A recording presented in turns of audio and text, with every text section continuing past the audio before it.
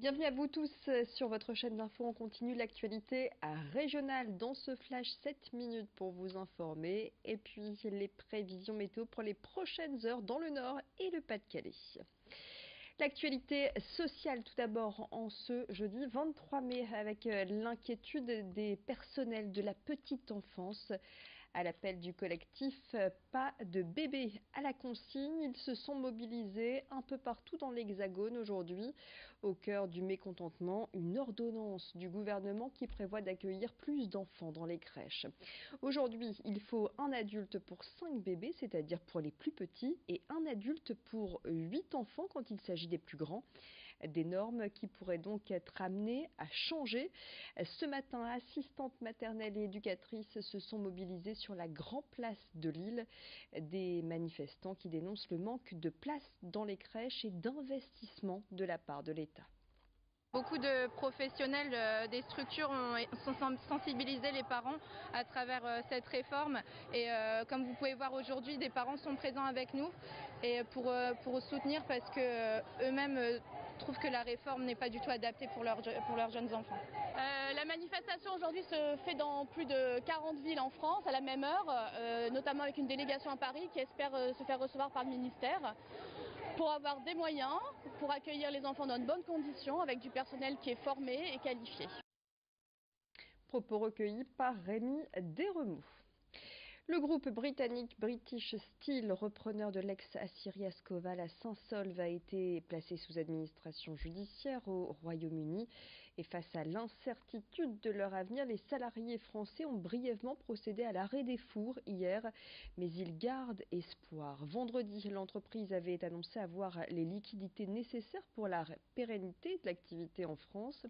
Le gouvernement, quant à lui, assure que cette procédure n'inclut pas l'aciérie de British Steel Saint-Saulve, qui est détenue par une autre société du groupe.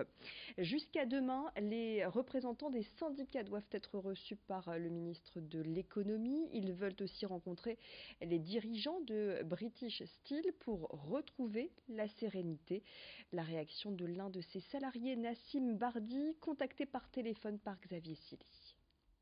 On demande surtout à voir l'actionnaire principal pour qu'il nous donne des garanties, qu'il nous montre qu'il a bien les fonds disponibles. Et là, on va rencontrer Bruno Le Maire. Nous, on veut savoir si ça va nous impacter à court terme.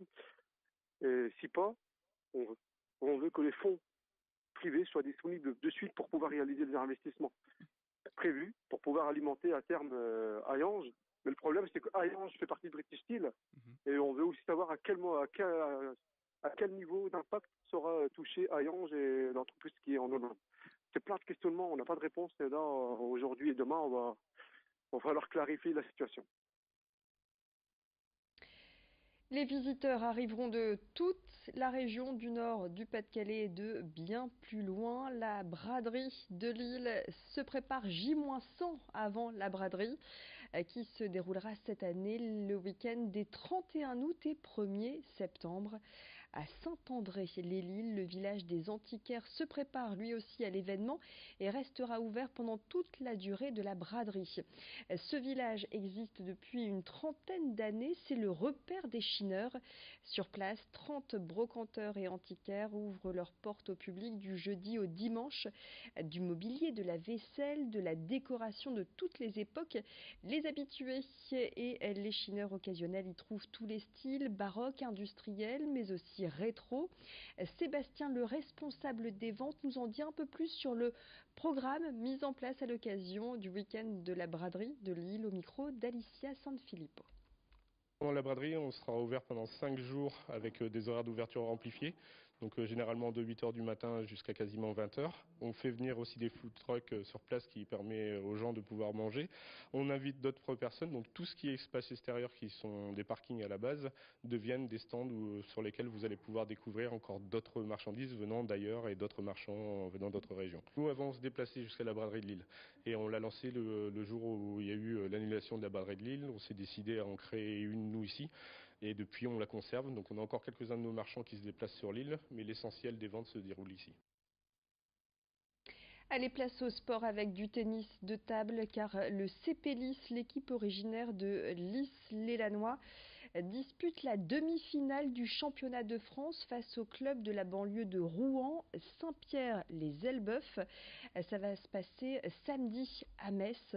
L'autre demi-finale opposera le TT Metz aux Vosgiennes d'Estival Clairefontaine en vue de la finale prévue dimanche.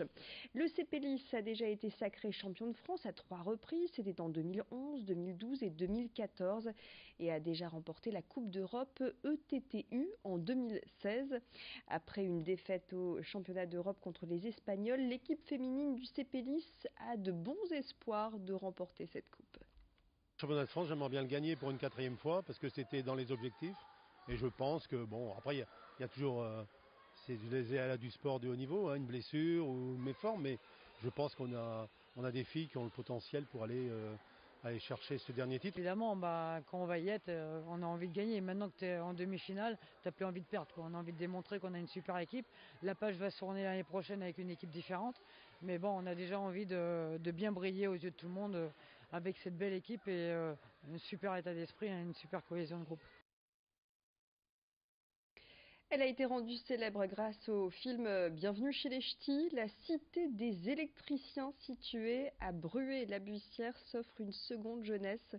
Ce quartier devenu monument historique date du 19e siècle. À l'époque, il avait été construit pour répondre aux besoins des logements pour les familles qui occupaient les corons et travaillaient à la mine. Et bien aujourd'hui, la cité des électriciens a été réhabilitée. Elle devient un site qui mêle histoire, culture, tourisme et lieu de vie. Un projet qui a coûté 17 millions d'euros pour encourager le tourisme dans le bassin minier. Ne ratez pas, ce sera le sujet de notre grand angle, le grand angle de la rédaction signée Xavier Silly, dans le prochain quart d'heure dans l'édition régionale pour découvrir cette cité des électriciens à Bruay-la-Buissière. En attendant, les prévisions météo, c'est tout de suite, et puis d'autres infos préparées par l'ensemble de la rédaction. Ne bougez pas, l'actu continue.